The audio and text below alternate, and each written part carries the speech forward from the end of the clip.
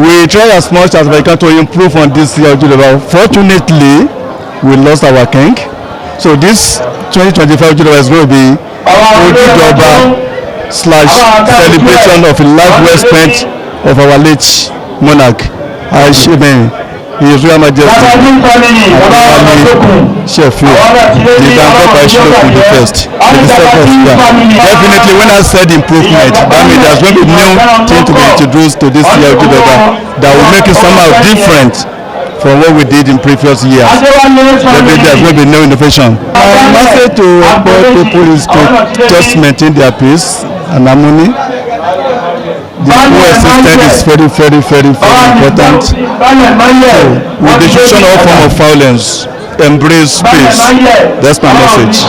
And I wish them a successful Ileya and Ojude Oba. Thank you.